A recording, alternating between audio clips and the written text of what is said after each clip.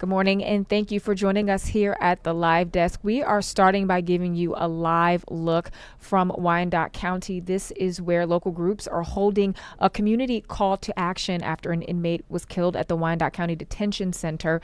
The detention officer accused of the killing is not in custody, but right now Richard Fatherly is charged with second-degree murder in the death of Charles Adair. The coroner's report shows that Adair died of suffocation after someone kneeled on his back on July 5th, and instead of an arrest, Fatherly was given a summons to appear in court. He is also on unpaid administrative leave. So again, some groups are pushing back against the handling of this investigation. We're going to give you a quick listen in. And so our biggest concern is that, from what I was told, is that no law enforcement agency in the Kansas City Metro would arrest this deputy. And that is a red flag to us. We understand what the blue line means, but we are more concerned with transparency, and we are more concerned with eradicating the traumatic experiences that citizens in this community have dealt with when it comes to law enforcement. We don't get the benefit of the doubt as well. There's no mugshot because he hasn't been arrested. Now, if I was charged with second-degree murder and manslaughter, y'all would have my pretty face all over the media and social media. But you have given this officer another level of protection to keep him from being embarrassed. And that is not our goal, to embarrass him. Our goal is to simply say, listen, you know the law, follow the letter of the law. The judge, the officer, and all those involved with this, do what is righteous. That's all we're asking. We need due process. He needs to be, a bail needs to be set, a bond needs to be set, he needs to be arrested and put in jail. We need to see a beautiful mugshot as well, and all footage released today.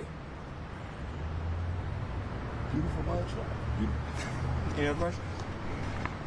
Thank you all for being here. Thank you so much. Thank you, guys. Thanks. Thank you guys for being here. Beautiful mugshot. Wait a minute. If y'all All right. And again, we just heard from community leaders in Wyandotte County who are calling for action after the death of an inmate. Now, again, this happened, I want to say last week. So this inmate was killed at Wyandotte County Detention Center. The detention officer accused of the killing is not in custody, but right now Richard Fatherly is charged with second-degree murder in the death of Charles Adair. The coroner's report shows that Adair died of suffocation after someone kneeled on his back July 5th. Instead of an arrest, Fatherly was given a summons to appear in court in November. He is also on paid administrative leave. Our Nathan Brennan is there where this call to action was happening. He's going to bring us some updates as we continue to follow this story. So now we're going to move on to our next story for the morning. A Kansas City leader, they decide where suspects and inmates. As Kansas City leaders decide where to keep suspects and inmates, one Jackson County official is ready to put his own plan on the table today. Sean Smith plans to introduce an ordinance that would let Kansas City temporarily use the Jackson County Detention Center as jail. The proposal calls for a 30-day study between the county and the city to see if the plan is feasible. And if it moves forward, Kansas City would only have to cover operational and maintenance costs. Now, we're also going to bring in our Carolina Cruz, who's with us here today as well. All right, let's talk about this. A ballot question aimed at banning abortion access will need to be rewritten. That's according to a ruling from a Cole County judge. Just earlier this year, the Republican-led legislature approved the question with hopes of overturning last year's constitutional amendment that voters signed off on. However, a judge ruled the question was misleading because it didn't mention anything about a repeal. So, Secretary of State Denny Hoskins has been tasked now with writing that new version, and the question will make its way back to voters next year, barring any setbacks. All right. So a young boy is in critical condition after being hit by a car. Police say it happened Saturday afternoon near Jackson and Windsor Avenue. The boy, who was under 10, was riding a scooter and didn't stop at a stop sign when an SUV struck him in the intersection. He was rushed to the hospital, but is expected to be okay. And these reminders right here all come from the Consumer Product Safety Commission. You cannot hear this enough. It recommends that you wear a helmet when you are riding, whether you're on a sidewalk or even on the road especially. So make sure you're taking things slow and steady, avoiding any potholes and any bumps in the road. Also, make sure that you are watching for obstacles and remaining alert of your surroundings. Yes, those are some really important reminders there. Now, here's some good news for parents and students at Arrowhead Middle School. They're heading back to their building today. If you remember a fire in the school's boiler room, it kicked them out at the start of the year. Classes moved to Homefield KC for a week, then had to shift again to a third building because of ongoing work. Now, students have been studying at KCK Community College, but again, that does end today, and all extracurricular activities will return to the school. And a Plaza restaurant is thanking their extra security measures for why a burglar wasn't able to get away with anything. The New York Butcher Shop on the Plaza posted this picture right here on their Facebook page. And you can see the door right there, down towards the bottom right corner, shattered. The restaurant says someone tried to break in, but we are told this happened at about 3 a.m. yesterday morning. The security film on that glass door stayed strong, though. The restaurant ended the post by saying they highly recommend the precautionary film. So maybe other businesses can take advantage of that. Yeah, for sure. And so keeping on step, talking about the Plaza, here's some positive news. So the Plaza Art Fair just wrapped up its 94th year, and once again, it was a success. The 3-day event celebrated art, food, culture, and music with hundreds of artists showcasing their work. One artist was from Dallas, and she said that she was surprised by the warm welcome. We're in one of the top shows in the nation, and to see the amount of talent and professionalism with this art show is wonderful. We've been having lots of laughs, great conversations. It's a wonderful crowd. Everyone's been so kind. And with that being said, this was the first year that the Plaza Art Fair had a kids zone and some in-store artist showcases. And a number of us had an opportunity to take advantage of it this weekend, Carolina. I know you went. I was there. I saw Warren, Janae, Gianni, Grace. It was a lot of people. It is so funny. I mean, I used to volunteer at the Plaza Art Fair when I was in college, so I've been going to this for years. I mean, even when I was living out of town, I would always come back into town for the Plaza Art Fair. It's such a tradition for me and my husband and our family now to be able to do it. Cammie, our daughter, hasn't missed a single year yet. So yeah, it's always such a great thing to go to. The art is fantastic, but I think the food and the bites and just the atmosphere, and every time we go, as you said, there is not like a block that I can go without recognizing somebody or seeing somebody that I know and saying hi to them. Yes, and the music was so good, and the smells, like you were talking about the bites, but there were also just some wonderful pieces of art. And then looking at the prices, I'm like, okay, I need to get it together. Yeah, we need to talk to the bosses. I'm like, I need a little bonus or a little raise to get some of those pieces, especially the ones that I loved. I think that's a problem that I have, expensive taste. Yeah. But you know what's so funny is every time I go, I also get so excited. I don't know if you noticed this, but people take their pups. Yes. And sometimes people go all out, like they'll like take the dog to the groomer and like color the coat or like cut them in a special way. So I think that's so fun for people to get to participate in it. But just the pups that go. Yesterday we saw a lady with a pup, and I forget what breed it was, but she says she's part of a conservation group that's trying to bring this breed back, and it was massive. I mean, it looked like a bigger like Bernese mountain dog. She's like, it's not a Bernese, because at first we're like, oh my goodness. I mean, the paws were huge. It was awesome. Oh my gosh, I did not see that dog, but I did see plenty of other dogs out there, which was really great, and it was perfect weather for it. I know sometimes it can get a little tricky, especially it being so close to the start of fall. But it was really good. I know, it's always dicey. The Plaza Art Fair, this is just me like saying that this is what I think, but it feels like every year there's one day where it'll rain for sure. It's usually a little hot, but yeah, it's like you could either capture a little rain or hot. It's like there's no 3 days where it's just phenomenal weather. So I'm glad that we got to go out there yesterday at about 11:30 before the afternoon showers moved in. Yeah, that was perfect timing.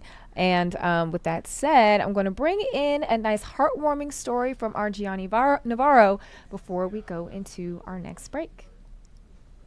Starts with a rope, some trucks, and a whole lot of strength.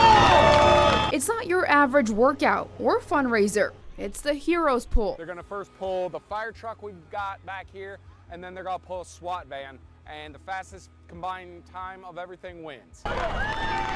It's part muscle, part teamwork, and 100% for a good cause. Officer with Merriam Police Department, Shawnee Police Department, and Shawnee Fire Department came up with, I think about 14 years ago, just to help give back to the athletes of Special Olympics. Over the years, the Heroes Pull, a part of the law enforcement's torch run, has become more than a test of strength. It's a tradition celebrating community and connection. Special Olympics for us is amazing. Whenever we're doing anything with them, they always appreciate the work we do. Every time we show up at one of these, it's always hugs and high fives. And what's a little friendly competition without some fighting words? Obviously, the fire department's easy. They get bored because they're sitting around playing video games, making dinner all day, so they just pull the truck out front, throw a rope to it, and they get to tow it. Us hardworking police officers have to be out there all day driving squad cars, and we don't have a random fire truck that we can hook up and train with. Whether pulling for victory or cheering from the sidelines, organizers say anything that benefits the Special Olympics Kansas athletes is a win. Everything, every dime raised today goes back to Special Olympics Kansas, helps benefit the athletes to make the events they have even better. So I don't know if you remember during the newscast earlier, Warren said he could pull a fire truck. Yeah. I think somebody's a little delusional because I could probably say the same, and then I'd get out there and it would move not an inch. Yeah. I remember doing all these tug of war competitions, like even in college for like orientation. Yeah. I am so competitive. I mean, I would be digging in and being like, "Let's go!" Like pull back. So I feel like I would be a good competitor. Yeah. As far as my muscle and ability to provide for the team, I don't know where that would land. So basically we need to have you on because like tug of war, it was never my jam, and I would try to be like the person in the middle. I never got on the end. You don't want to be the anchor or no, anything. because I would totally get they would be mad at me. They really would. So since this is a Monday, Victory Monday, finally, let's talk about it. Let's talk about it. Let me see, where did I put my Chiefs video? Here. Let me tell you, I watched the first half. I went to bed, and I usually when it's like those late games, I just go to bed and I'm like, okay, well, we'll see if we won or lost. Yeah. And then I went to bed. I'm like, well, we lost. And then I woke up this morning. I'm like, wow, we actually pulled it off. Yes, he woke up to a wonderful surprise. So after a tough 0-2 start, the Chiefs beat the Giants in MetLife on Sunday Night Football, avoiding their first 0-3 start since 2011. That's when I graduated from high school, so that's a long time ago. Now, Mahomes finished with 224 yards in the air, and then that touchdown to Tyquan Thornton. Now we saw that earlier on our morning newscast, and as soon as he got down in the end zone, he put his hand up because he scored that touchdown. The defense, they might have been the true star of the show, though, picking off Russell Wilson twice and limiting star receiver Malik Nabers just 2 catches for 13 yards. Now, this isn't the end. Of course, we're just getting started with the season. The Chiefs are now looking to build on that win with an AFC showdown against Lamar Jackson and the Ravens right here at home, and it's going to be here on KCTV5 at 3:25 at kickoff time. So be sure to tune in and watch, and hopefully they will get another W. Home team advantage, right? Yeah, I hope so. You're talking about that video of the touchdown that we replayed this morning, where he actually puts up his hand and he's like kind of like, I got it. Yes, which I loved that. The memes online of that, I don't know if you've seen any, but No, people are kind of making fun. I think of ourselves of the Chiefs, just because we have had such a tough start and we've been struggling a bit. I mean, even yesterday during the game, there were a few things that like Mahomes and company did that just left you going, what was that? Yeah. But people have been posting that picture and saying how many good wide receivers the Chiefs have right now, and he's holding up just his one. Yeah. Now I got to go looking for those memes now that you've brought them to my attention. I love a good meme. But it's a great time to turn it around. Yeah. Early on in the season is the best time. Yes, it is early. We'll see what they do on Sunday. I'm sure we'll be hearing from them throughout the week as well about just how they felt about the game yesterday and their plans. Our sports team is on top of it, all over it. And with that being said, we are going to take a break, and then we will be right back with your weather update.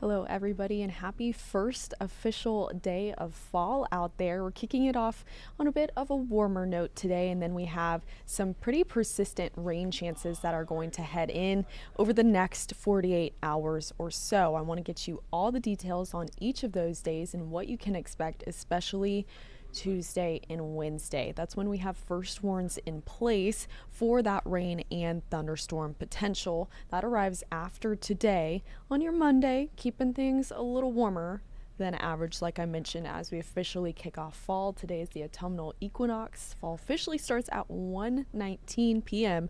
this afternoon, but then check out what happens over the next couple days, where we bring in plenty of rain and storm chances, especially on Tuesday. We'll be able to back those off to a bit down to 50% on Wednesday. Still going to have a first warning in place though for both of those days, because we're settling into a more active weather pattern. For today, if you're still getting your day started, I want you to know that we still have a touch of fog on hand out there. So if you haven't yet hit the roads, or you do have anything you need to do over the next hour or so, know that you may encounter that. After that, we'll find more sunshine that helps clear out that fog, but then also warms us up to about the mid 80s today. Here's what visibilities are looking like around the area: about 3 miles in the heart of Kansas City. Down towards Paola and Garnett, though, we're still dealing with heightened visibility concerns, only that visibility ranging only from about 1/4 of a mile to 3/4 of a mile. So if you need to head south for the morning, or you have anything you're trying to do down in Johnson County too, know that you're going to encounter a good amount of fog.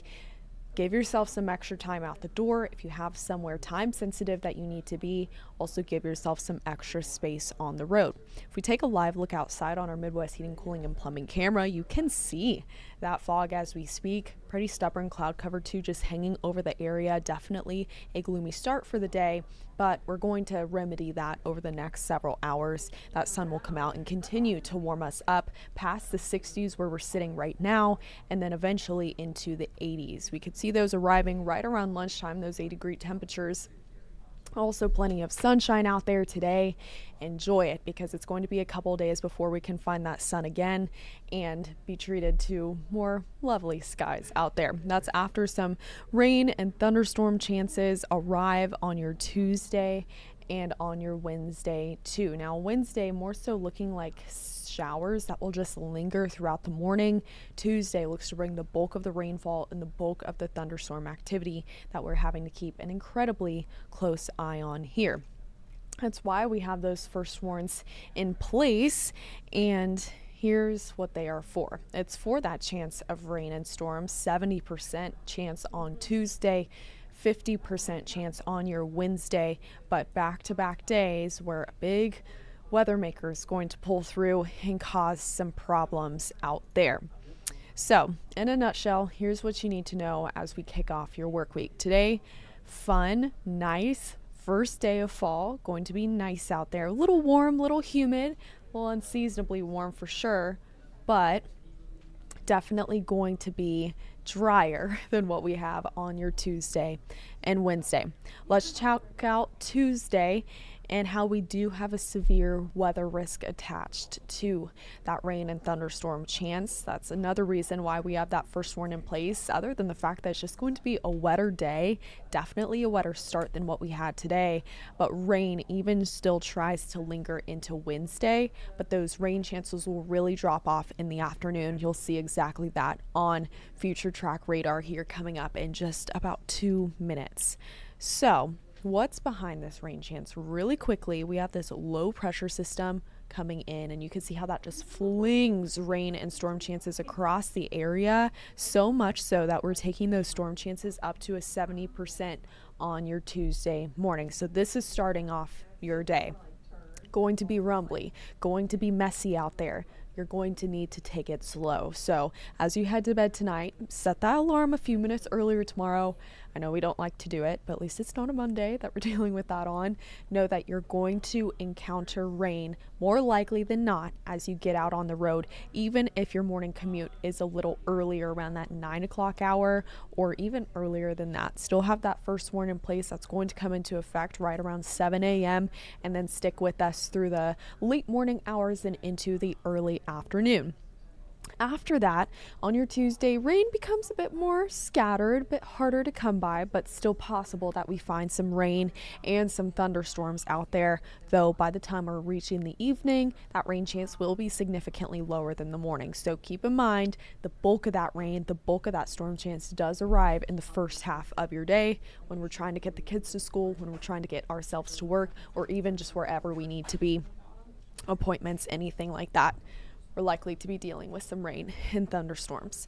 Also, the Storm Prediction Center has come in with a risk for severe weather concerns on early Tuesday morning. So for northwestern Missouri and a little sliver of northern Kansas, we have that 2 out of 5 risk in place. That's where the higher chance to find strong to severe thunderstorms lies. But even for the vast majority of us, still behind that in that 1 out of 5 risk. That includes the metro, that includes all the way out east to Odessa, bumps up right towards Warrensburg, Chillicothe, places like that. That green highlight is also where we could find strong to severe thunderstorms, but they'll be fewer and farther between. Still, if we do find thunderstorms on the strong to severe side, the risks that we're looking like potentially seeing are hail and wind. So with the system coming in, wind gusts up to or maybe even slightly faster than 60 miles per hour possible out there. Also hail up to an inch. That's about the size of a quarter for reference. That's what we could find with any rowdier thunderstorms on our Tuesday morning. And you can see on future track radar that storm system trying to pull in with some force. Today looks dry. Just a reminder, enjoy today. We'll have some cloud cover from time to time, but otherwise going to keep things dry until early Tuesday morning.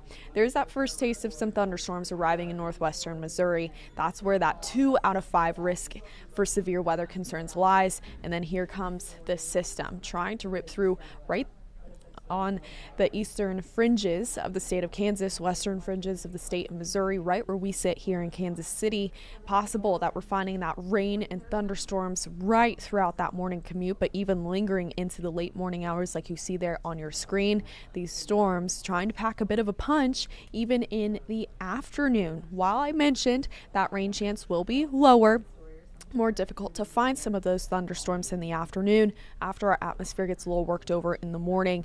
That still poses a chance for rain. So does your Wednesday morning, and then we'll back it off into the afternoon, as I mentioned. So Wednesday looking drier than your Tuesday, and Wednesday's rain looks to be more of a scattered shower situation rather than a thunderstorm one, but we're going to be watching both days very closely with those first warns in place. So just keep this in the back of your mind as you navigate the heart of your work week. Looks to be pretty impactful out there. While that higher rain chance is Tuesday, we have a first warn in place for both days, as we still have the chance to find some rain that could slow you down Wednesday morning. But if you haven't noticed already, we've been incredibly dry so far this month for the most part, and especially in August. So we really do need the rain. Of course, we would like to do without those thunderstorm concerns, but they are there alongside this healthy drink of water that we'll try to cash in on both Tuesday and Wednesday. Again, the bulk of the rain does look to fall Tuesday, but this is kind of what we're looking at in terms of potential rainfall totals on through when those rain chances then drop off on your Wednesday evening. Anywhere from about 1/4 of an inch to up to an inch seems the most likely scenario. But on either side of that, we could find a little less if you don't tap into as many rounds of rain and potentially at times thunderstorms, or if you do get locked under more isolated thunderstorms with heavier rainfall in them, that's where you could find greater than an inch of rain. But the most likely scenario is going to be right in the middle of that range, about 1/2 inch to up to an inch of rain, the most likely scenario for most of us out there. Let's get you a look at that Security Bank 7-day forecast, get you everything you need to know even after those rain chances pull through. What you'll notice is that those days on your Tuesday and Wednesday, pretty much cooler than what we're finding right now. Wednesday, 10 degrees cooler than this afternoon. Now that's due to some cloud cover and of course that rain cooled air, but cooler and more seasonable temperatures do try to stick with us even into the last couple days of your work week, and next weekend still looking to be in the 80s, but definitely manageable. Keep a very close eye on this forecast as we continue to fine tune it over the next few days and continue to bring you the latest on this impactful next 72 hours or so. As always, we'll be here to keep you and your family safe. That's all from me. So Carolina and Taylor will be right back with another look at your headlines and what you need to know today.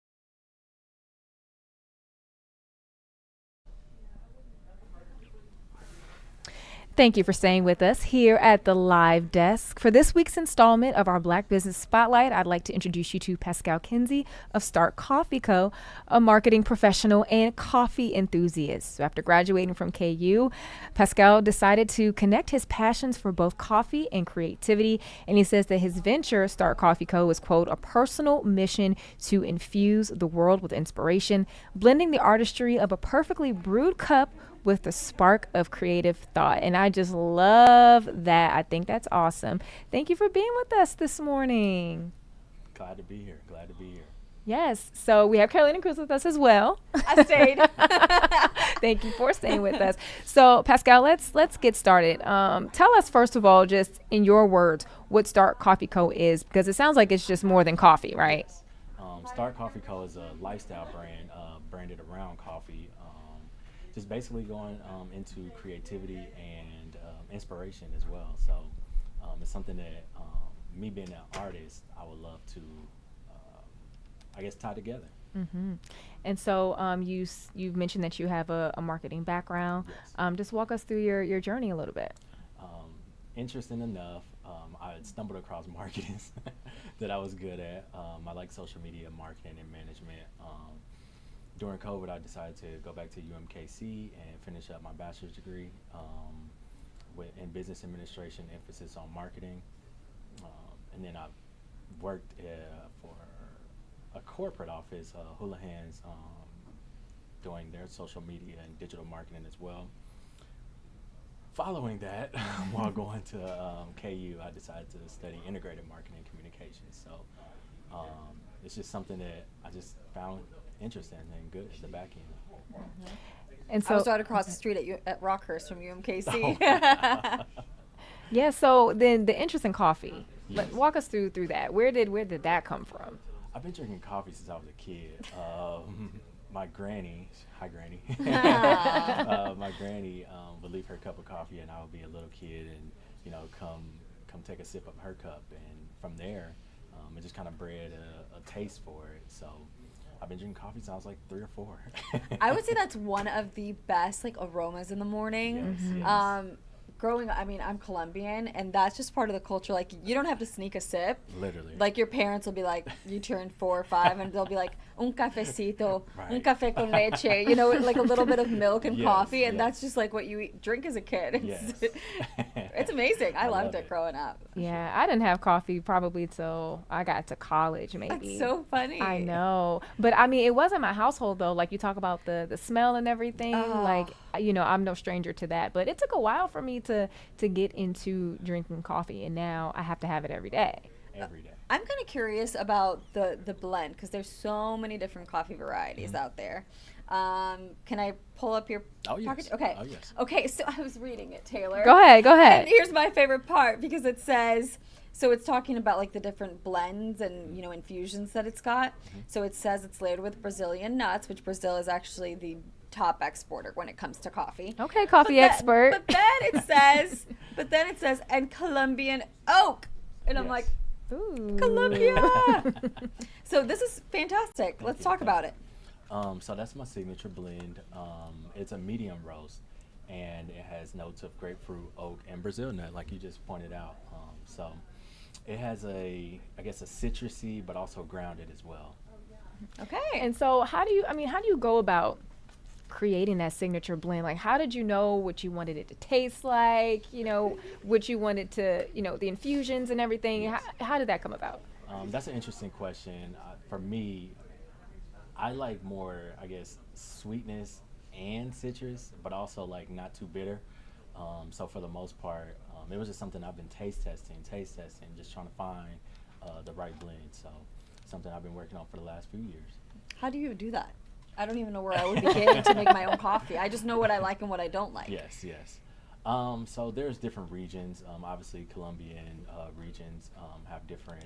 The elevation as well plays a part of it. Isn't that crazy? And the soil for sure. So yes, that is pretty much it. Okay, so you just were kind of a certain percentage of this and that. Yes, for the most part, yes. Okay, like a little baker, a coffee baker. Yes. So another thing I want to talk with you about, recently I had an opportunity to attend one of your events. That's how I met you, actually. So you did like a dinner, but it was like with the espresso martini. Tell us a little bit about this. So Caroline is pregnant right now, so she has to wait. Well, actually, one of the drinks that I'm looking forward to having, because I'm due, and I'll for sure have a baby by Christmas time. Yeah. So I'm looking forward to that espresso martini, For sure. twinkling lights. Can't wait. For sure. So I started working with a restaurant called Triune in Kansas City, and what we did was we were able to, I guess, give their espresso martini a start infusion, basically, with our flavor notes as well. So we did like 4 different versions. We did just a traditional espresso martini. We also did it's called Double Down, which it has Bailey's in it. And then we also did a low ABV version. And then we did, which is my favorite, a blood orange version of the espresso martini. So that is my favorite. And then from there, just kind of collaborated with the Monarch Bar. And we did their espresso martinis as well. And then Taylor, to your point, did the dinner as well with Taha. So it was a great experience and a great Mexican twist on the espresso martini. Yes, and so I had each of the signature drinks that you had Taylor there. said I had a flight. And they were good. Yes. They were good. You know, I've never been like a huge espresso martini person. I know it's kind of like the trendy drink of the time, it feels like. It totally is. But it was really good. So what made you want to tap into the espresso martinis and just kind of curating these cocktails? Really, it was just a way to market and promote the brand and get it out in a different way. It is more of an awareness play for me for the espresso martinis, just to kind of familiarize people with Start Coffee Co. Okay, and so a big thing that's also a part of your brand is the creativity aspect of things. Coffee and creativity. Just talk about the blending of those two things. Sounds like I do a lot, but, as a photographer as well, I spent a lot of time editing photos at coffee shops. I spent a lot of time at Starbucks and the Made in KC marketplace and things of that nature. So just the aromas and just drinking a French vanilla latte is my order. The aromas of coffee just kind of helped enhance the creativity and focus as well through the caffeine.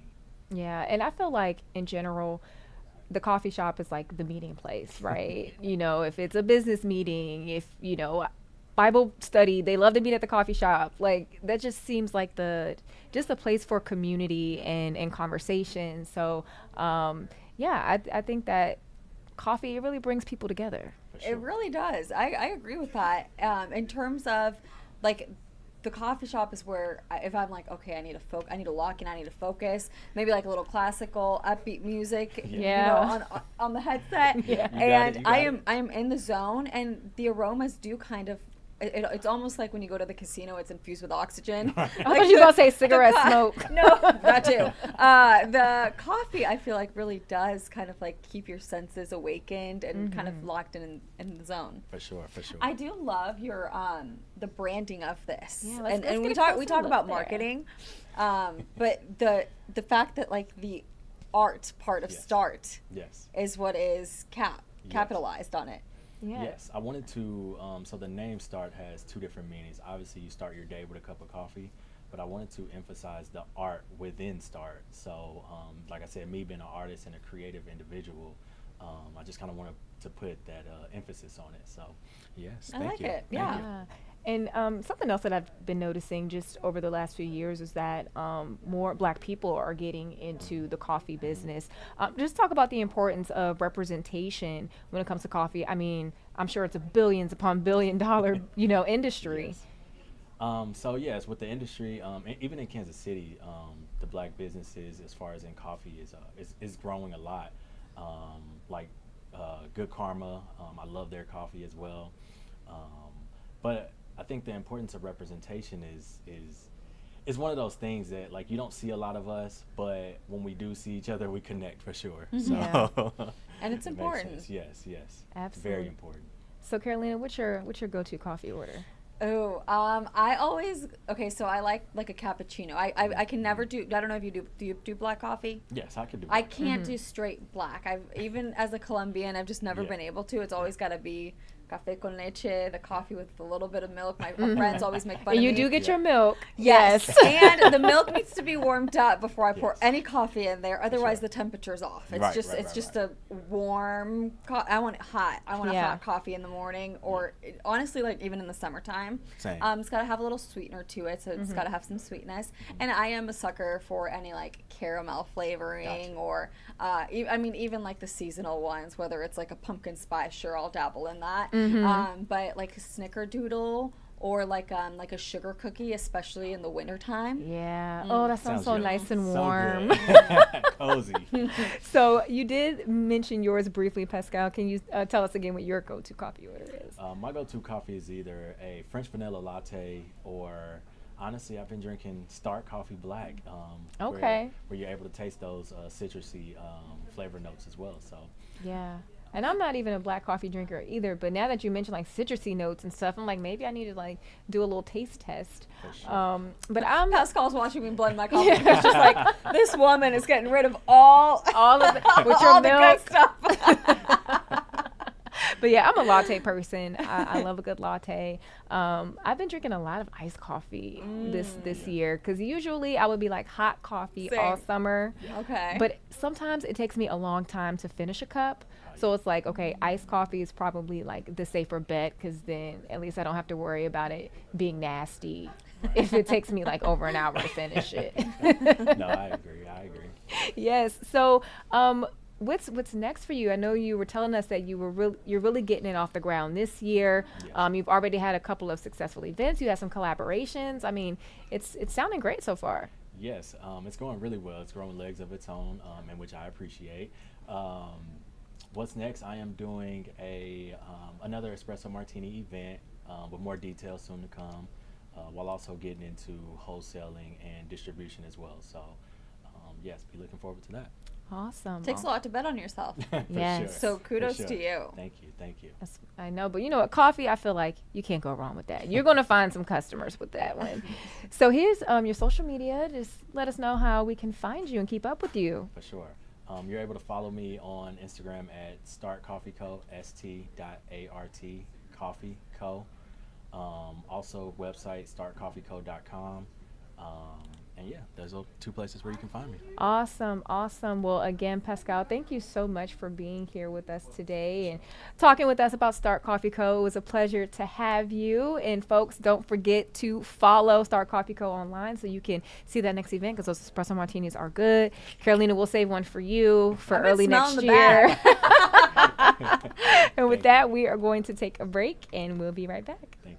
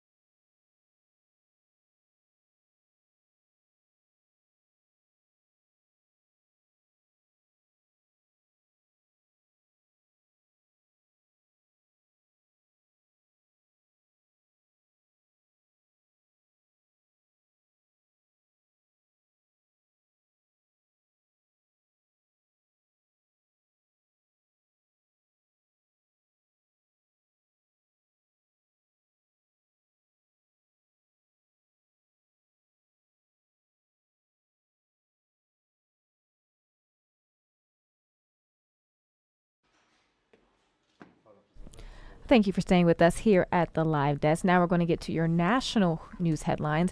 Heads of state are gathering in New York today for the UN General Assembly, and among them is Ukraine's leader, who says he's set to meet with President Donald Trump. Russia appears to be provoking the U.S. and its allies ahead of that talk. Amy Kiley reports on what's happening with the two nuclear powers.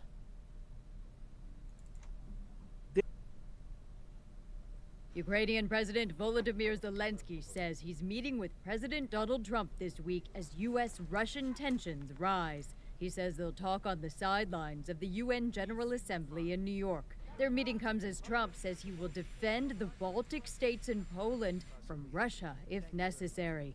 That statement before Charlie Kirk's memorial yesterday follows Russian incursions into NATO airspace. Those include flying jets over Estonian territory Friday and drones over Polish and Romanian land earlier this month. Zelensky has spent 3.5 years making the argument that Putin will not stop at Ukraine, and I think he'll be able to make that even more forcefully and to push for a clear position from Trump on getting tough on Russia. Article 5 of the NATO treaty says an attack on one member state is an attack on all of them. Sooner or later, if this kind of provocation happens, we're going to have some kind of incident that will prompt a crisis. And that crisis will force President Trump, I suspect, to think about which side they want to take. Article 5 requires alerting the UN Security Council. Today, that group is holding an emergency meeting at Estonia's request.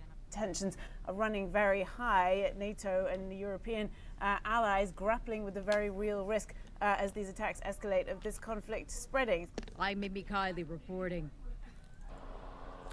A shooting at a New Hampshire country club left at least one person dead and multiple others injured. The shooting happened during a wedding at the club over the weekend, and authorities say they quickly arrested a suspect. Bradley Blackburn has more.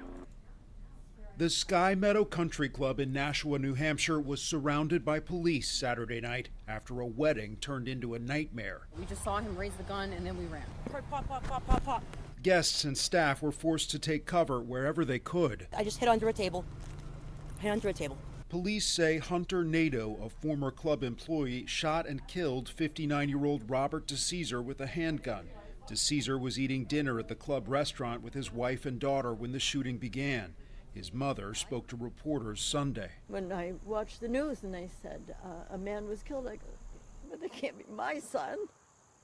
So that's what runs through your mind. It can't be. The 23-year-old suspect was arrested within 30 minutes of the attack and now faces a second-degree murder charge. Officials said they are still working to determine a motive.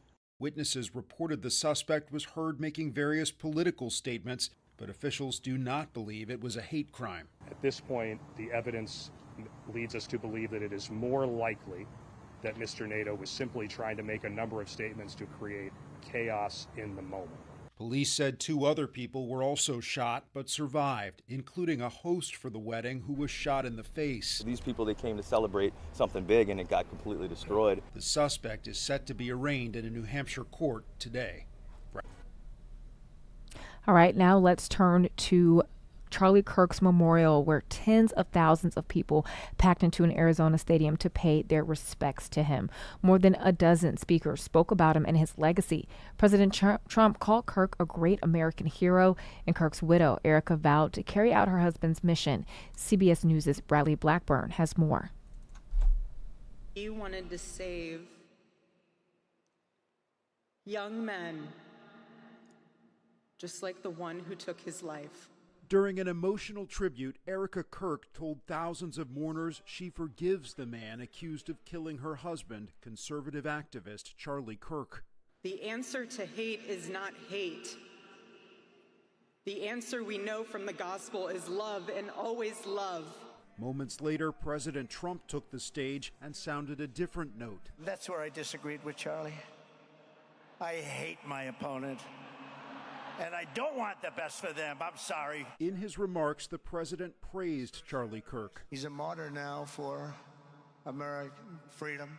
And veered into politics. Tariffs are making us rich again. We're going to save Chicago. The president was seen smiling and chatting with former advisor, billionaire Elon Musk, as top officials took to the stage, some issuing a call to action in Kirk's name. For Charlie, we will rebuild this United States of America to greatness. They cannot imagine what they have awakened. 27-year-old Arizona resident Harrison Stevens said the messages invigorated the crowd. People are using the term like picking up the bloody microphone that Charlie left behind, and I think that Turning Point will definitely grow. President Trump again said he plans to posthumously award Kirk the Presidential Medal of Freedom soon. Bradley Blackburn, CBS News, New York. On Sunday, late-night host Jimmy Kimmel's cousin suggested the show may not be coming back. Sal Iacono, who is also a longtime writer and performer on Jimmy Kimmel Live, said significant news could come out this week. During an episode of the Bill Simmons podcast, he said, quote, "There are a couple bombshells still there." ABC indefinitely suspended Jimmy Kimmel Live last week. It came after Federal Communications Commission Chair Brendan Carr and networks of affiliate stations threatened ABC. Those threats were in response to comments Kimmel made about the MAGA movement's response to Charlie Kirk's assassination. President Donald Trump says media mogul Rupert Murdoch and his son Lachlan would be among the investors interested in buying TikTok. The president said last week the United States was in talks with China and a deal to bring the social media app under U.S. ownership, being very close. Now, Lachlan Murdoch, he is the chief executive of the Fox Corporation. Last year, Congress passed a bill that banned the popular social media app in the United States over national security concerns. The bill stated TikTok would no longer be available in the U.S. unless China sold its ownership to the United States. The president has delayed implementation of the bill several times until the U.S. could work out a deal with China. And now a number of U.S. investors are poised to jump in. They would own 80% of the app, while China owns the remaining 20%. Rupert Murdoch's potential involvement in TikTok comes amidst a legal battle with the president. Mr. Trump has sued one of Murdoch's media properties, the Wall Street Journal, after the newspaper reported on a suggestive birthday letter given to sex offender Jeffrey Epstein that bears Trump's name. The president has vehemently denied that he wrote that letter. Well, now to the Federal Trade Commission's long-awaited trial. The FTC, they filed the lawsuit in 2023 under the Biden administration, accusing Amazon of tricking millions of customers into signing up for its Prime membership program, but making it hard for them to cancel their subscription. Neither Amazon nor the FTC responded to requests for comment. Now, Amazon has previously denied any wrongdoing, and jury selection begins today, and opening statements are set to start on Tuesday. The trial is expected to last about a month. And now we are going to turn to today's top health stories.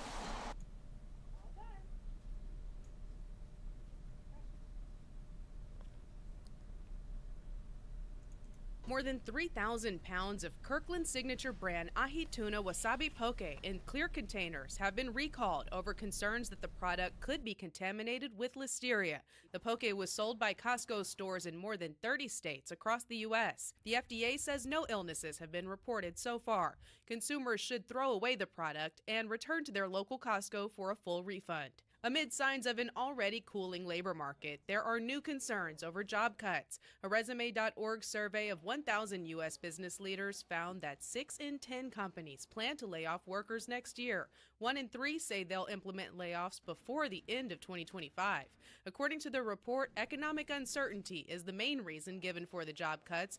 The workers most at risk are high earners and those lacking AI skills. And domestic movie ticket sales were down over the weekend by nearly 50% compared to last weekend. Demon Slayer Infinity Castle was the top film, taking in more than $17 million. The Jordan Peele-produced football horror film Him debuted second with more than $13 million. And another horror flick, The Conjuring Last Rites, rounded out the top 3, also scaring up around $13 million. That's your CBS News Money Watch report. For more, log on to cbsmoneywatch.com. At the CBS Broadcast Center, I'm Jesse Mitchell. From decreased air quality to extreme heat, flooding, and wildfires, a changing climate puts our health at increased risk. This increasing heat and poor air quality can affect virtually every organ in the body. Dr. Sonia Angel with Johns Hopkins Bloomberg School of Public Health says it can raise the risk of heart attacks and strokes, make the development of lung disease more likely and more severe, can cause metabolic disruptions, which negatively affects those who have diseases like diabetes. It can also increase the rates of birth defects and poor birth outcomes. These are all things that are currently being deeply studied to try to understand how we can help protect ourselves. While Angel says all of us are at risk to some degree, some are more vulnerable to the effects of climate change, including those with low incomes, people from certain racial and ethnic groups, immigrant groups, indigenous peoples, children, those who are pregnant, older adults, and people with disabilities. We need to understand our individual risk so that we can take action to protect it. Experts say the best way to do that is to be aware of risks where you live and plan for disasters before they happen. Have a ready pack handy with things like a flashlight, adequate drinking water, and medications you may need. She says it takes everyone to make a difference. For Health Minute, I'm Mandy Gaither.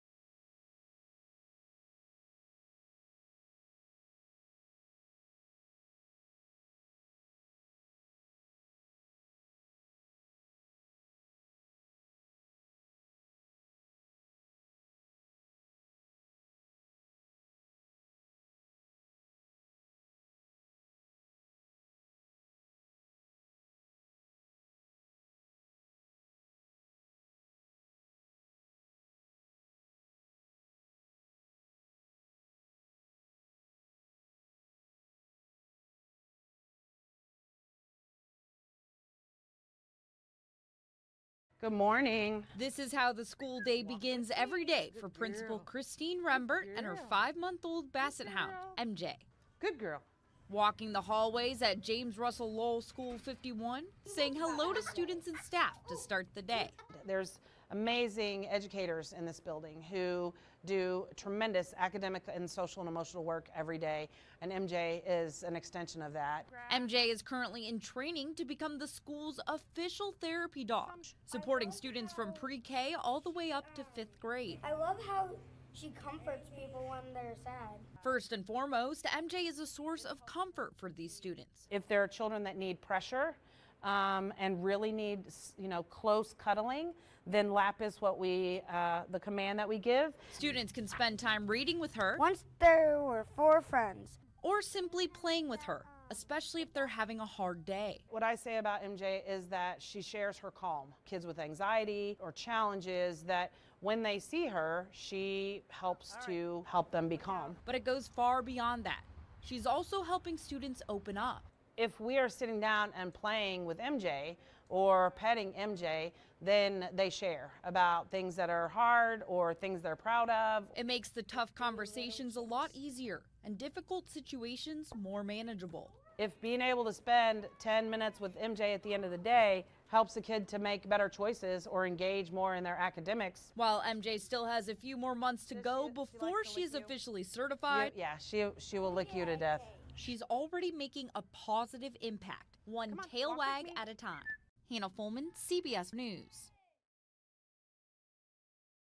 Good morning. This is how the school day begins every day for Principal Christine Rembert and her 5-month-old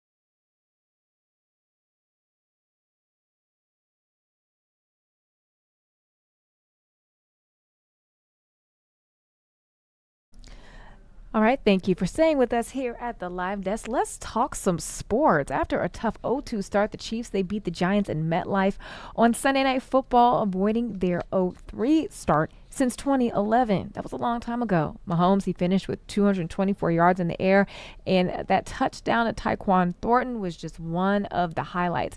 But the defense might have been the true star of the show, picking off Russell Wilson twice and limiting star receiver Malik Neighbors just two catches for 13 yards. Now, don't forget to mark your calendar because the Chiefs are looking to build on that win with an AFC showdown against Lamar Jackson and the Baltimore Ravens right here at home. Kickoff is at 3:25 at Arrowhead, but you can also watch it right here on KCTV5, so be sure to tune in if you don't make it out to the stadium. Well, the Kansas City Current, they keep on making history. They just became the fastest team ever to win the NWSL Shield. You see it right there. The award is given out annually to the team that has the best regular season, and the Current clinched it with 5 games to go. The Current reached the top of the table in week 6 of the season and have stayed there ever since. Their head coach says he's proud of his group for keeping the pedal to the metal. We've shown huge character this season. There were moments where we could have slowed down or pulled back or not be the best version of ourselves, but we kept pushing. I mean, we did not get complacent at any point in time. Well, the Current, they return to action this coming Friday when they take on the Chicago Stars at CPKC Stadium, and kickoff is set for 7 p.m.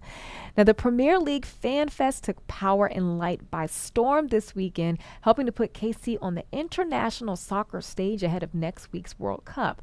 Thousands of fans packed into P&L to watch the matches and take photos with the Premier League trophy. They also got to meet mascots and even some stars. The event offered a glimpse of the passion and pride that will be on full display this time next year for the World Cup. Different here. It's that we love our sport, we love our soccer, we love being a part of something special, and the World Cup without doubt is going to be that. And as a reminder, the World Cup is still in need for volunteers for next year here in Kansas City. You can find a link on our website to register if you want to be one of those volunteers. Now let's turn to college football, shall we? The Missouri Tigers, they continue to rise up the AP poll. Mizzou is ranked 20th in the nation after beating South Carolina in their SEC opener. They'll put the perfect 4-0 record on the line on Saturday against UMass. And of course, we can't forget about KU. Their football certainly used its bye week to its advantage after suffering their first loss of the season in a border war battle with Mizzou. The Jayhawks, they've come out swinging against West Virginia in their blackout uniforms. Scoring on the first drive and never looking back at KU, they ran from West Virginia 41-10. All right, so now we're going to turn to some entertainment headlines for the day. So on Friday, actor Tom Holland got a mild concussion in an incident on the set of his upcoming film, Spider-Man: Brand New Day. Now, no one else was hurt, but Holland will take a break from filming as a precaution, and he will resume work in a few days. The filmmakers are set to meet Monday to plan next steps, and the movie production did start in August. It is expected to hit theaters next July. And with that being said, let's turn to our Eye on Entertainment. You're going to play our brand new game.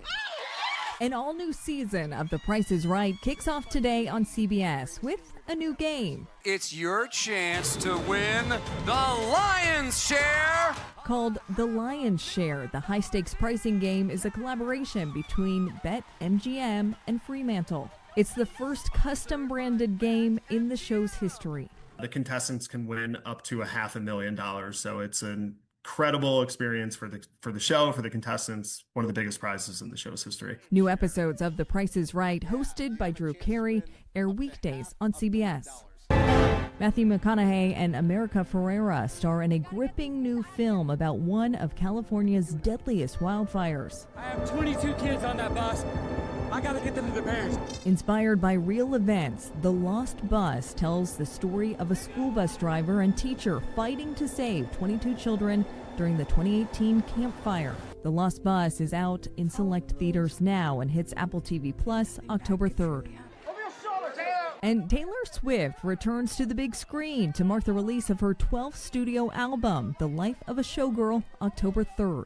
From the 3rd through the 5th, fans can hit AMC theaters nationwide to see Taylor Swift, the official release party of A Showgirl. The film includes the exclusive world premiere of Swift's new music video, The Fate of Ophelia, along with never-before-seen footage from the making of the album. That's your Eye on Entertainment. Gwen Baumgardner, CBS News, Los Angeles. All right. Well, in case you didn't know, here is a good reason to squeeze another sweet treat out of summer, because today is National Ice Cream Cone Day. According to nationaldaycalendar.com, ice cream cones were first mentioned in French cookbooks around 1825. They became popular in the U.S. in the late 1800s and then debuted at the World's Fair in 1904. From there, an inventor patented a machine to make ice cream cones in 1912, in which he then sold his company to Nabisco in 1928, and they still make ice cream cones today. You can celebrate National Ice Cream Cone Day on social media with the hashtag Ice Cream Cone Day, or find a place to go and get you one of your favorites. Of course, the weather today is perfect for a cone of ice cream. Even though it is the first day of fall, it isn't quite feeling like it just yet, so certainly take advantage of this really fun holiday. And with that, we are going to take another break, and we'll be right back.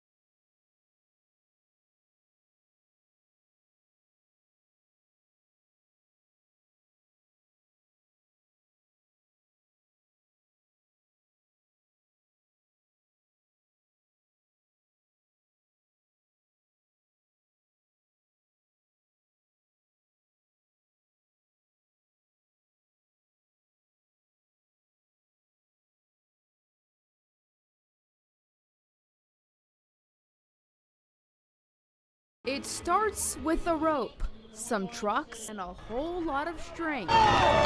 It's not your average workout or fundraiser. It's the Heroes Pull. They're gonna first pull the fire truck we've got back here, and then they're gonna pull a SWAT van, and the fastest combined time of everything wins. It's part muscle, part teamwork, and 100% for a good cause. Officer with Merriam Police Department, Shawnee Police Department, and Shawnee Fire Department came up with, I think about 14 years ago, just to help give back to the athletes of Special Olympics. Over the years, the Heroes Pull, a part of the law enforcement's torch run, has become more than a test of strength. It's a tradition celebrating community and connection. Special Olympics for us is amazing. Whenever we're doing anything with them, they always appreciate the work we do. Every time we show up at one of these, it's always hugs and high fives. And what's a little friendly competition without some fighting words? Obviously, the fire department's easy. They get bored because they're sitting around playing video games, making dinner all day, so they just pull the truck out front, throw a rope to it, and they get to tow it. Us hardworking police officers have to be out there all day driving squad cars, and we don't have a random fire truck that we can hook up and train with. Whether pulling for victory or cheering from the sidelines, organizers say anything that benefits the Special Olympics Kansas athletes is a win. Everything, every dime raised today goes back to Special Olympics Kansas, helps benefit the athletes to make the events they have even better.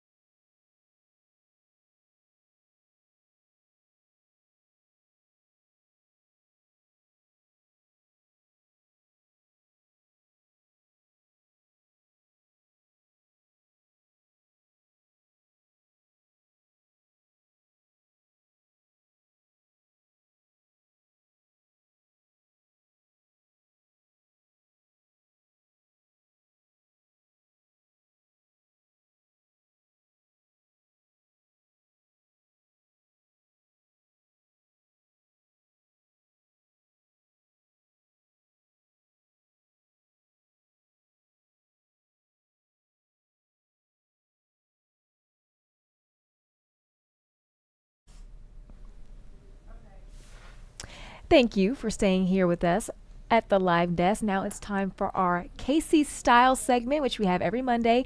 And back for its 27th season, Kansas City Fashion Week is a nexus of fashion professionals, featuring local, national, and international designers. Each year, KCFW produces 2 full weeks of premiere runway shows, enabling designers to collaborate with seasoned stylists, makeup artists, models, and photographers to present their collections in the most professional atmosphere possible and imaginable. Led by an experienced team of fashion industry professionals and event planning specialists, KCFW planners set the standard for fashion event production through partnerships with the Midwest leading companies. KCFW continues to serve as a collaboration for the industry that propels emerging designers to success, as well as providing a rich source of consumer interaction for the established designer. And here with us to talk all about it as things get kicked off at KC Fashion Week, I want to welcome Lori Barnes. Hi, Lori. Hi, how are you? I am great. How are you? Doing well, thank you. It's just a little busy right now. Yes, I can imagine. So how have things been so far? You know, it's always kind of a whirlwind, but it's so funny. I couldn't love this job more. I kind of thrive under chaos. So, you know, we're ready, and we look very, very forward to the shows this week. Tonight we kick off 2 different media night events. One's going to be at the Madison Stitch Studios for just our media team. We're going to be making some custom leather bracelets, and then following that is going to be a media preview at Mosaic Ultra Lounge. Awesome. So we're looking forward to that tonight. Yeah. So I am someone who just I love fashion. Funny story. Well, not even funny. True story. Okay. When I was in high school, I took every level. We had a fashion class there. We had 4 levels. I took all 4 levels, and had even considered going to fashion school to learn how to be a fashion journalist, because I can't sketch. So, you know, not a designer, but just to be there to just write about the pieces that are coming down the runway. And you know, it's just so much art involved in the fashion industry. Talk about just how you got started with KC Fashion Week and where your passion has come from. So, funny story, I did go to college for fashion. I graduated from, it is now called the University of Central Missouri. It was not when I went there, but I can't sketch either. So I got my degree in business. So I had intended to be a buyer, and you know, things happen in your early 20s, and you make decisions, and I strayed very, very far from the fashion world for a very, very long time. And when Kansas City Fashion Week kind of emerged in the mid 2010s, I found myself being really, really excited and being happy to have the opportunity to kind of dip my toe back into that side of my creativity. So I started a fashion blog in, I think it was 2014. And I ran into Tisha, who is now the owner of Kansas City Fashion Week, and a few of the other staff members at a kickoff event, and they invited me the following season to join the media team. Fast forward 1 baby, and about 7 years later, I returned to Fashion Week, being asked to run media relations. So this is my 4th season running media relations, and I've worked really, really hard to find the most excited and the most creative, and not just talented influencers, but also I've built almost a community. Like, these girls are the cream of the crop. They are passionate, and they bring so much value to our team, and they make me look really good. Like, I wish I could take credit for it, but they really are wonderful. So we covet them very much. And then talking about media relations and, you know, of course, we're a media outlet ourselves. Talk about the importance of media coverage when it comes to fashion. Even like we just had New York Fashion Week, and, the photographers are there, the writers are there on the front row writing about the collections. You talked about the influencers, that's a newer thing, but, bloggers have been around for a long time too. So just how important is it to have media coverage when it comes to KC Fashion Week and fashion shows in general? It's everything. That is how people are getting their news now. I can't tell you, don't tell anybody. I can't tell you the last time I sat down and watched the news. Yeah. I get the majority of my news from social media, and these individuals that are on our team, they are invaluable. They're a lot of them. That is a lot of people's direct correlation and their direct connection to everything going on in Kansas City. So to have them on my team, I feel very, very lucky. And so, we read here that you all work with local, national, international designers. Yeah. Have you seen some of the collections already? What do you have in store this year? So I'm not only running media relations this season, I am also walking in 2 shows. So yes. Oh, so you're a model too. No. I don't. We won't You're go that modeling. far. I am modeling. Yes, Okay. I won't go that far. I get very, very close to not just the media team, but the designers and the staff, and it's wonderful to be able to represent them in a different way than just social media, photos, things like that. And yes, the designers that I am representing this season, and as well as all of the others, you are not going to be disappointed. These are some of the best collections that I've seen. Yes, I love a good fashion show. I haven't walked in one like this, but I've done a couple, and I mean, just the mayhem backstage and just how crazy it can get. Everybody's changing their outfits, and you have hair and makeup, and maybe like your shoe broke, or it's just all types of chaos. How do you all keep everything on track and smooth sailing before the folks get out there on the runway? So we have a very highly skilled team backstage. Our back of house team, they are a force. So we have 2 model coordinators, our model director. We have Lane Whitehouse, who is the CEO of Fashion Week, and she runs all of the back of house. And as well as Angelica Deshawn, who is our style director. So we've got a lot of moving pieces in the back, and then we have a wonderful group of ambassadors and volunteers that help us, as well as our security team. So we run a very tight ship in back of house. Yeah, I can only imagine, just to keep the show going and just making sure it's at its best quality. So what is the lineup for the week? I know you said tonight is media events. What else is on the agenda? On the agenda, so we've got obviously media night tonight. Tomorrow is puppy yoga. Oh, fun. Yes. If you haven't experienced puppy yoga, I would highly, highly encourage it. I do believe we have a few tickets left. That is typically an event that does sell out. Wednesday night, we will kick off our first runway show of 4. And we have, I believe, over 40 designers this season. So we've got runway shows Wednesday night, Thursday night, and Friday night. So a packed lineup. We're not even doing intermissions this season. So, wow, so it's just straight through. Yeah, we're just pedal to the through. floor. We're powering through. Yeah. So talk about this vendor market. Oh my gosh, the vendor market is always so much fun. So that is a free event to attend, which is unlike any of the other events within Union Station.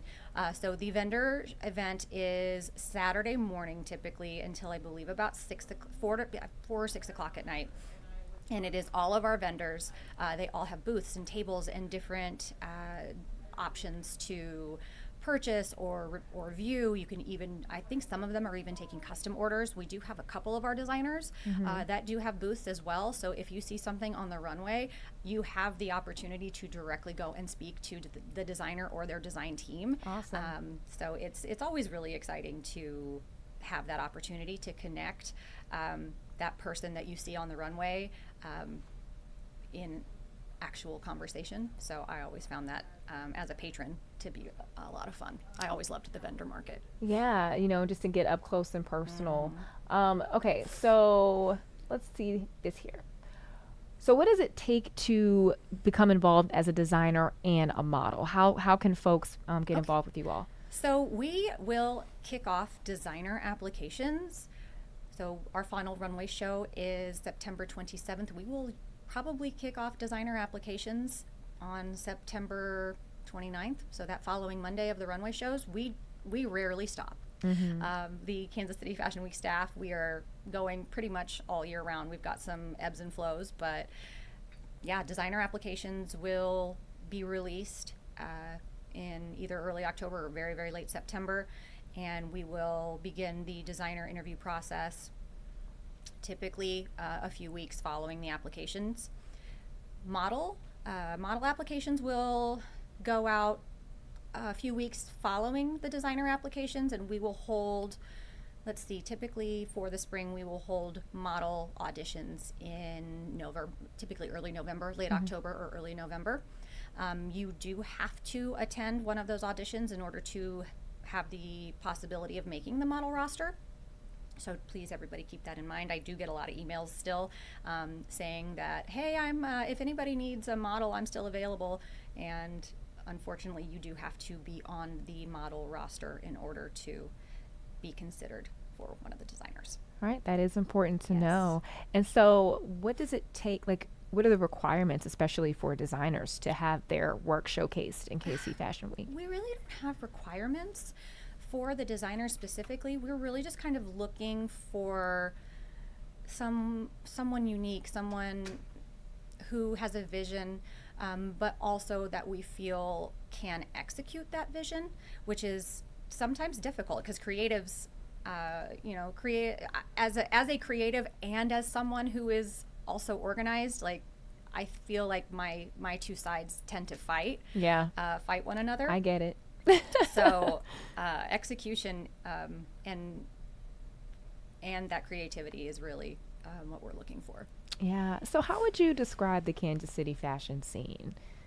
Oh gosh, I get asked this question often, and my answer changes every single time. The Kansas City fashion scene really is all its own. Something that I love about Kansas City Fashion Week is that you'll attend a show and you'll see everything from fishnets to a ball gown, and I love that. I love that everyone in the Kansas City fashion community feels free to just express themselves exactly how they feel. People will ask, what's the dress code? And my answer will always be whatever makes you feel fabulous. I love that. And that's one of my favorite things about fashion too, is just it's a form of self-expression and just the power that it has too over your mood and how you feel about yourself. It can just really speak for you. Oh, yeah. I'm having a much better day when I like my outfit. Yes. It's true. And one thing that I've come to realize recently is that hair is a part of it too. I feel like if my hair is not the way that I need it to be, the whole outfit is ruined. Oh, I'm not going. I won't go. I'm not going. I'm like, I can't do it. So 27 seasons, and then you guys are going to be getting the ball rolling on the next season, which will be spring. For those who come out and those who may have never experienced Kansas City Fashion Week before, what do you want them to take away from that experience? Just that anyone who has a vision or a dream, it's never too late to find what you're passionate about. I think a lot of people assume a lot of things about a lot of the people that attend. Myself, for instance, I didn't ever model or consider modeling. I walked the runway the very first time I was 40 years old. So honestly, the world is always everyone's oyster. It's just about what inspires you and what you're willing to put into it, what effort you're willing to put in to get to what you're dreaming about. Yeah, that's such wonderful advice, and I just think being in the atmosphere of a fashion show, it really helps you to do that. Especially just like hearing the inspiration behind some of the collections and the deeper meanings, and it could just like take your mind to a totally different place or open it up to other possibilities and things like that. I feel like some people don't realize like how deep fashion can actually get. It's more than just clothes. It's concepts. Yes, one of the I won't give away the designer name, but one of them, it's probably one of my favorite concepts that I've come across in my years at Fashion Week. But this designer is telling the story of how they became a fashion designer through the models in their show. Awesome. And they were very, very careful to select their models based on how they wanted to tell their story. Another one just became a new mom, and her collection is a complete departure from anything that you may have seen her do in past seasons. So I just think it is so incredible to be able to be a part and see these individuals that I've known for so many years be able to tell their story in a different way every single time. That's awesome. The power of story. Yes. So important. And so again, just want to show folks the schedule. So just once again, how can people get information on Kansas City Fashion Week? And then what nights are you walking? I'm walking Friday and Saturday night. Tickets are still available online, kcfashionweek.com.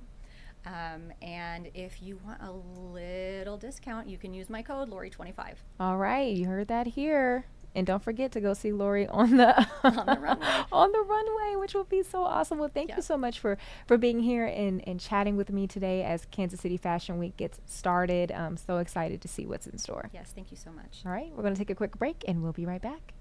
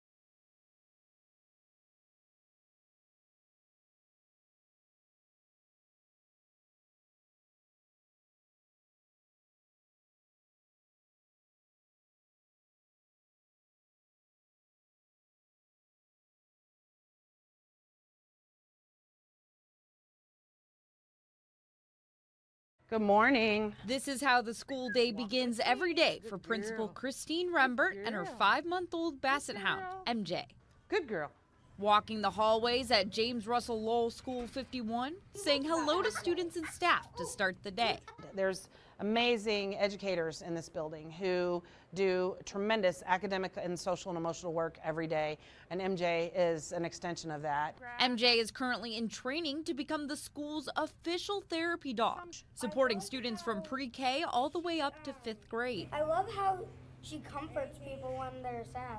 First and foremost, MJ is a source of comfort for these students. If there are children that need pressure and really need, close cuddling, then lap is what the command that we give. Students can spend time reading with her. Once there were 4 friends. Or simply playing with her, especially if they're having a hard day. What I say about MJ is that she shares her calm. Kids with anxiety or challenges, that when they see her, she helps to help them be calm. But it goes far beyond that.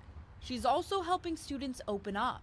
If we are sitting down and playing with MJ or petting MJ, then they share about things that are hard or things they're proud of. It makes the tough conversations a lot easier and difficult situations more manageable. If being able to spend 10 minutes with MJ at the end of the day helps a kid to make better choices or engage more in their academics. While MJ still has a few more months to go before she's officially certified. Yeah, she will lick you to death. She's already making a positive impact, one tail wag at a time. Hannah Fulman, CBS News.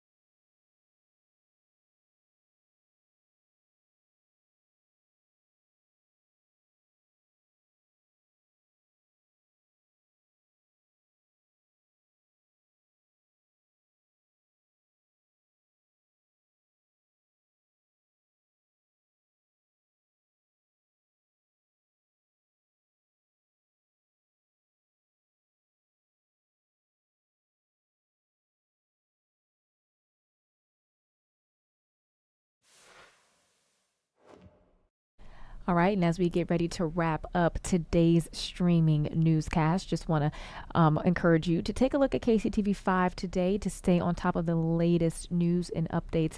We do have a number of stories that we are following, including a demonstration today, organizers coming together to create a call to action after an inmate was killed at the Wyandotte County Detention Center. We will have updates on that in our noon newscast. Our Nathan Brennan was there earlier today. We did give you a live look at the start of our streaming newscast. But again, we hope that you enjoyed today, and be sure to come in to the live desk again tomorrow and join us starting at 10 a.m. We'll be going until noon. Our Janae Hancock will be back with me as well. And with that being said, we hope that you will turn to our newscast at noon with Bill Hurlbrink and Carolina Cruz. And again, don't forget to visit KCTV5.com. I'm Taylor Johnson here at the live desk. Have a great day.